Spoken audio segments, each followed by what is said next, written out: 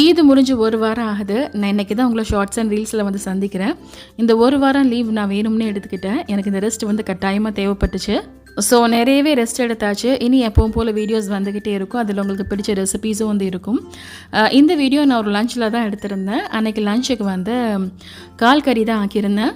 நான் எப்போவுமே கால் கறி, அஹனி கறி இதெல்லாம் ஆக்கும்போது கட்டாயமாக தேங்காய் பால் சம்பல் செய்வேன். அந்த ரெசிபி வந்து நிறைய பேர் கேட்டுக்கிட்டு இருந்தீங்க. ஸோ அந்த ரெசிபி வந்து இந்த வீடியோவில் வந்து அட்டாச் பண்ணியிருக்கேன். அன்றைக்கி வந்து கால் கறியோடு வந்து நிறைய சிலிப்பி சேர்த்து கொடுத்துருந்தாங்க. இந்த சிலிப்பி வந்து வயிற்று புண்ணுக்கு ரொம்பவே நல்லது. உங்கள் ஊரில் இந்த சிலிப்பி என்னன்னு சொல்வீங்கன்னு எனக்கு கமெண்ட்டில் சொல்லுங்கள். இப்போ இந்த தேங்காய் பால் சம்பல் ரெசிபி வந்து பார்க்கலாம். நான் இந்த சம்பல் பண்ணுறதுக்கு சின்ன வெங்காயம் தான் எடுத்திருக்கேன். நீங்கள் பல்லாரி கூட யூஸ் பண்ணிக்கலாம். பட் எதுவாக இருந்தாலும் வெங்காயம் வந்து ரொம்ப சின்னதாக வந்து கட் பண்ணிக்கணும். இந்த வெங்காயத்தில் நல்ல கெட்டியான தேங்காய் பால் வந்து சேர்த்துக்கணும். வெங்காயம் முங்குற அளவுக்கு தேங்காய் பால் இருந்தால் வந்து போதும்.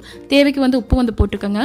அப்புறம் இந்த சம்பலுக்கு ஹீரோவே இந்த சுட்ட மிளகா தான். ஒரு மிளகா எடுத்து தீயில சுட்டு அப்படியே இந்த சம்பலில் வந்து சேர்த்துக்கிறேன். இதோட ஸ்மெல்லே வந்து அவ்வளோ சூப்பராக இருக்கும். இதை கட்டாயமாக சேர்க்கணும். அடுத்து 2 கொத்து கருவேப்பிலை எடுத்து இந்த மாதிரி கையால் பிச்சு போட்டுருங்க. அடுத்து கொஞ்சமாக மல்லி இலையும் எடுத்துருக்கேன். அதையும் சின்ன சின்ன பீஸா வந்து கட் பண்ணி போட்டுடலாம். அடுத்து ஒரு பச்சை மிளகாய் எடுத்துருக்கேன். அதையும் வந்து கட் பண்ணி சேர்த்துடலாம். காரத்துக்கு இந்த பச்சை மிளகாவும் காஞ்ச மிளகாவும் மட்டும்தான். நான் எடுத்துருக்க அளவுக்கு ஒரு பச்சை மிளகாய் ஒரு காஞ்ச மிளகாய் வந்து போதும். ரொம்ப அதிகமாக சேர்த்தாலும் நமக்கு வந்து சாப்பிட முடியாது. அடுத்து புளிப்பு சுவைக்காக நான் அடை ஊறுகாய் சேர்த்துக்கிறேன். இது வந்து லெமனில் உப்பு போட்டு வச்சு செய்யக்கூடிய ஊறுகாய். இது எல்லா ஊர்லேயுமே கிடைக்கும்னு நினைக்கிறேன். சப்போஸ் இது கிடைக்காதவங்க நீங்கள் லெமன் ஜூஸ் வந்து சேர்த்துக்கலாம், பிரச்சனை இல்லை. கடைசியாக கொஞ்சமாக மாசித்தூள் அதையும் சேர்த்துட்டு இன்னைக்கு கையால் நல்லா பிணைஞ்சு விட்டுக்க வேண்டியதான். அந்த அடை ஊறுகாய் அப்புறம் அந்த சுட்ட மிளகா அது எல்லாத்தையுமே நல்லா கையால் வந்து பிணைஞ்சு விட்டுருங்க.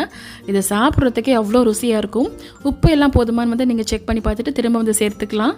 நீங்கள் ஏதாவது ஒரு கறி ஆக்கிட்டு சைட் டிஷ்க்கு இதை செஞ்சுக்கலாம். சாப்பிட்றதுக்கே எவ்வளோ சூப்பராக இருக்கும்.